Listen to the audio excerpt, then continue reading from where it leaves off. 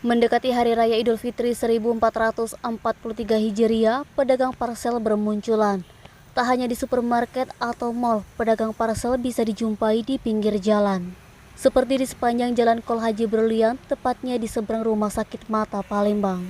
Riko, pedagang parsel, mengatakan sudah mulai berjualan sejak hari ke-12 Ramadan. Parsel lebaran yang dijual mulai harga dari Rp150.000 sampai Rp1.500.000. Bentuk dan isi parselnya pun beragam, ada yang isi kue dan minuman sampai gelas kaca dan buah.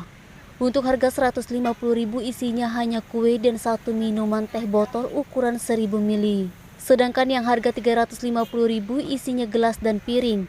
Dan untuk isi yang komplit isinya dibanderol dengan harga Rp800.000 sampai Rp1.500.000. Riko mengaku penjualannya tahun ini meningkat 20% dari sebelumnya dan bisa menjual 10 parsel per hari. Pemesanan terbanyak parsel yang harga Rp350.000. Ada juga yang memesan itu dari pelanggan lama yang memang biasa pesan di tempatnya. Pembeli juga terkadang ada yang membeli setelah Idul Fitri.